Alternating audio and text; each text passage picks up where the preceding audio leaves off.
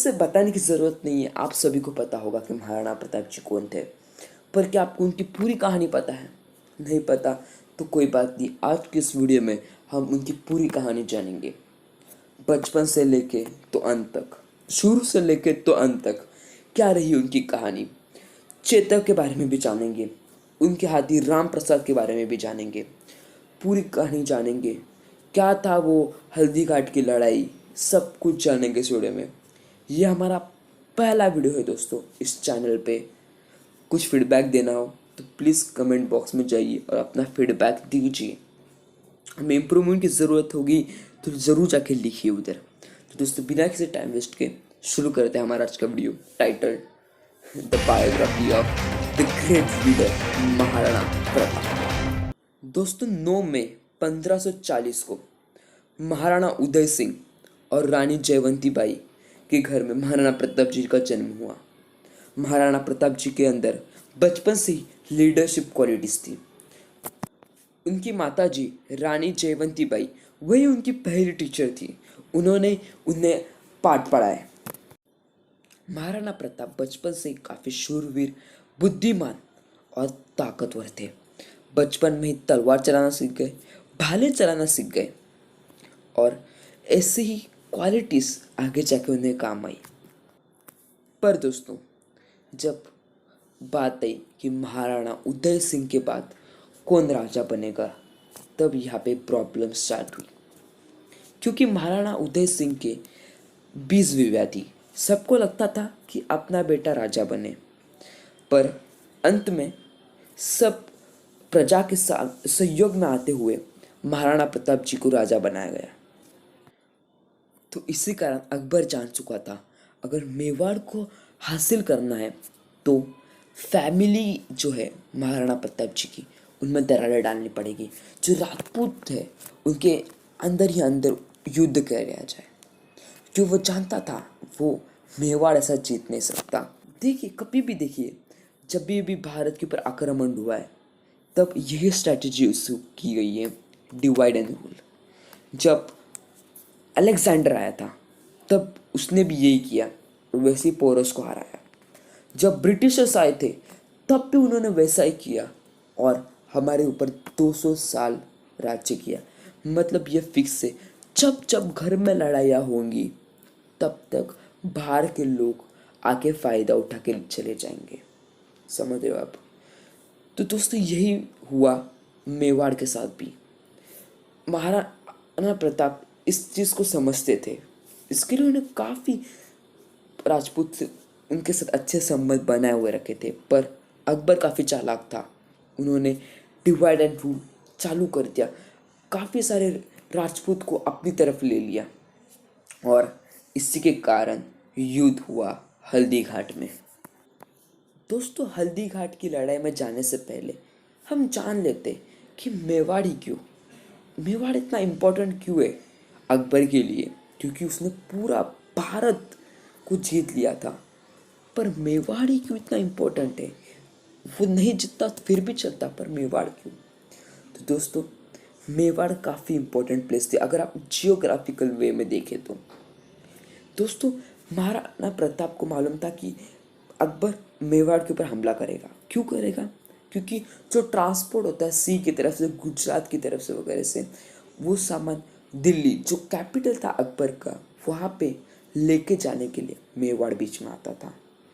इस रूट को इजी करने के लिए मेवाड़ जीतना काफ़ी इम्पोर्टेंट था अकबर की पॉइंट ऑफ व्यू से। इसके लिए अकबर चाहता था कि मेवाड़ उसके हाथ में लग जाए। दोस्तों जब हल्दी घाट की लड़ाई हुई तब अकबर की सेना थी 80,000 और महाराणा प्रताप जी की सेना थी 15,000। काफ़ी बड़ा गैप। इसके लिए महाराणा प्रताप जी जानते थे अगर ये जंग जीतनी है तो उन्हें कुछ टैक्टिक्स बनाने पड़ेंगे, कुछ नीति बनानी होगी, तभी ये जीत सकते। इसीलिए अफगान के राजा थे जो अकबर के दुश्मन थे, उन्होंने उनको साथ में ले लिया। और मालूम था उन्हें क्योंकि वहाँ पे उन्होंने जन्म लिया मेवाड़ में, वहाँ पे काफ़ी ज़्यादा रहे वो।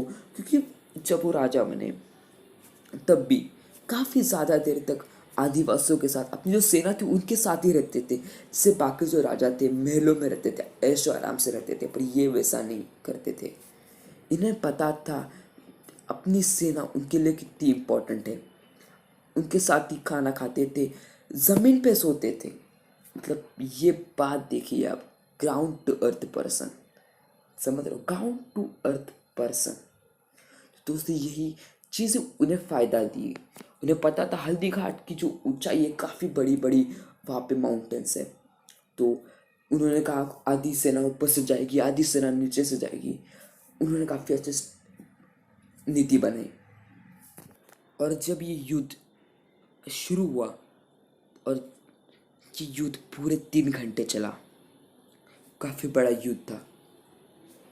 महाराणा प्रताप, उनकी सेना अपने पूरी जान लगा के यह जंग जीतने लगी। महाराणा प्रताप जानते थे कि उन्हें जीतना है तो काफ़ी दम लगाना होगा, क्योंकि सेना में जो गैप है काफ़ी बड़ा था।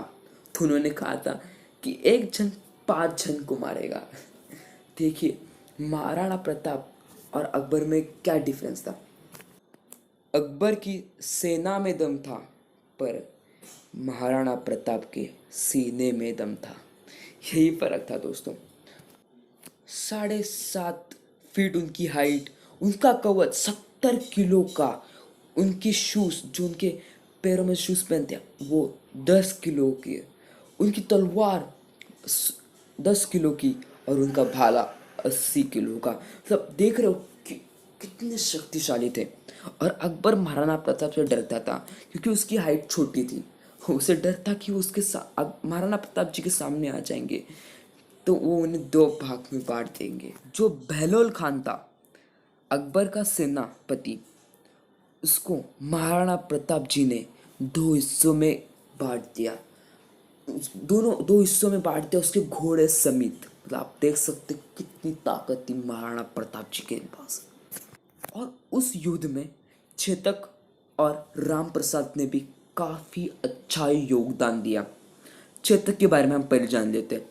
तो जैसे चेतक जो था वो महाराणा प्रताप जी का काफ़ी वफादार, काफ़ी बढ़िया घोड़ा था। इसकी कहानी हमने काफ़ी ज़्यादा सुनी है कि ऐसा एकमात्र घोड़ा है जिसके बारे में काफ़ी सारी कविताएं लिखी गई है, काफ़ी सारे गाने बनाए गए हैं। चेतक की हाइट जो थी, अफगानी घोड़ा था, ब्लू कलर का, काफ़ी बड़ी हाइट थी। आपको पता है अफगानी घोड़े कितने शक्तिशाली होते हैं। हाइट बड़ी थी तो महाराणा प्रताप जी ने क्या आइडिया लगाया, तो उन्होंने चेतक के मुंह के ऊपर हाथी के सूंड जैसा एक कवच लगाया था। मतलब आप समझ सकते हो कितना बड़ा घोड़ा, कितना शक्तिशाली वो घोड़ा होगा। तो दोस्तों चेतक काफ़ी ऊंचे ऊंचे जंप्स लगा लेता था।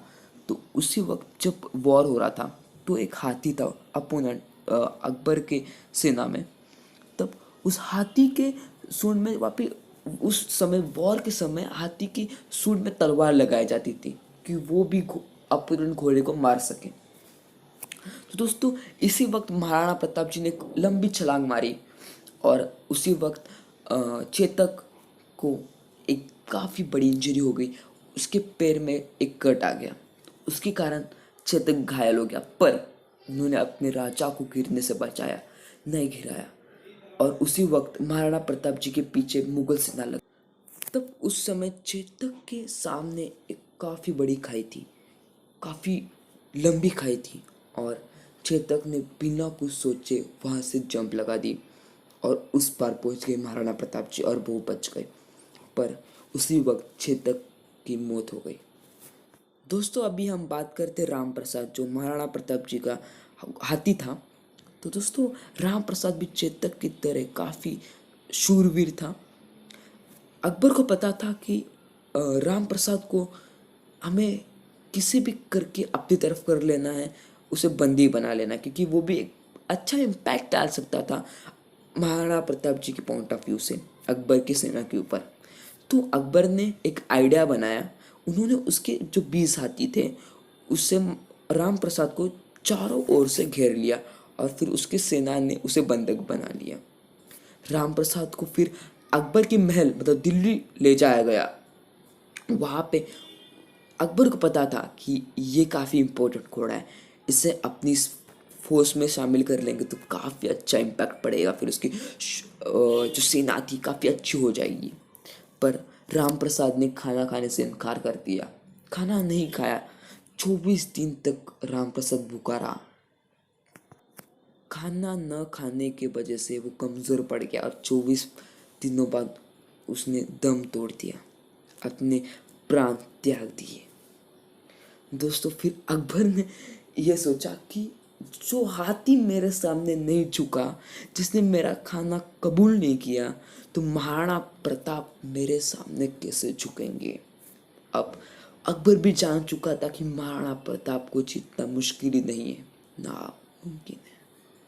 तो इसी वक्त उसने अपना जो सारा जो ध्यान था मेवाड़ से हटा दिया और दूसरे जगह पे लगा दिया। फिर उसी वक्त महाराणा प्रताप जी ने जो मेवाड़ का जो बच्चा कुचा पार्ट अकबर के पास, थोड़ा थोड़ा जो पार्ट था जो अकबर के पास चला गया था, उससे वापस अपनी तरफ कर लिया।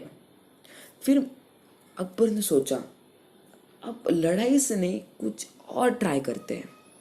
तो उन्होंने एक आइडिया लगाया और जो हिंदू राजपूत थे उन्हें महाराणा प्रताप जी के पास भेजा, संदेशा देने को कि तुम अकबर की फोर्स ज्वाइन कर लो और अकबर के साथ मिल जाओ, अकबर तुम्हें काफ़ी सारे चीज़ देंगे। पर महाराणा प्रताप जी माने नहीं। फिर महाराणा प्रताप जी को और एक संदेशा भेजा गया।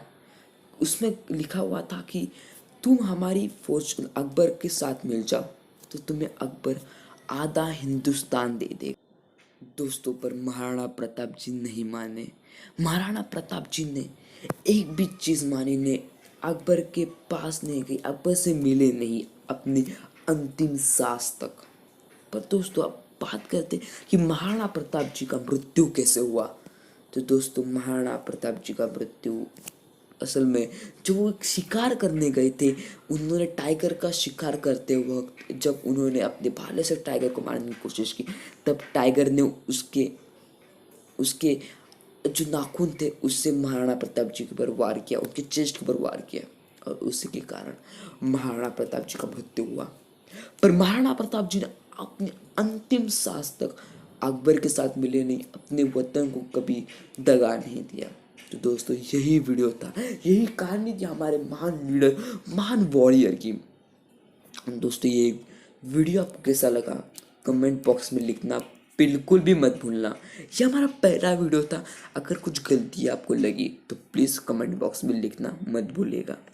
दोस्तों आपको बता दें कि हम हर सैटरडे और थर्सडे को वीडियोस डालेंगे, नए नए वीडियोस डालेंगे। पर उसी के साथ ही हर रोज एक शॉर्ट वीडियो जो यूट्यूब में अभी अभी नया चीज़ आया, शॉर्ट्स वीडियो जो 60 सेकेंड्स के शॉर्ट्स वीडियो रहते हैं, वो चीज़ भी हम डालेंगे। पर वो हर रोज़ रहेंगे, पर वो सिर्फ सैटरडे और थर्सडे को नहीं रहेंगे। दोस्तों यही दोस्तों यही बात कहनी थी अंत में। दोस्तों आपको ये कहानी कैसे लगी, मुझे काफ़ी बुरा लगता है कि महाराणा प्रताप जी के बारे में हमारे टेक्स्ट बुक्स में काफ़ी कुछ लिखा नहीं है। तो ये वीडियो ज़्यादा से ज़्यादा लोगों के पास शेयर कीजिए और कमेंट बॉक्स में और एक बार कहूँगा, माफ़ कीजिए और एक बार कहूँगा मैं कि कमेंट बॉक्स में ज़रूर लिखना कि ये वीडियो कैसा लगा, आप फीडबैक क्या देना चाहोगे। तो दोस्तों मिलते हैं हमारे अगले वीडियो में, थर्सडे को मिलेंगे या फिर जब आप चाहो तब आप हमारे वीडियो देख सकते हो। मिलते हैं नेक्स्ट टाइम, तब तक के लिए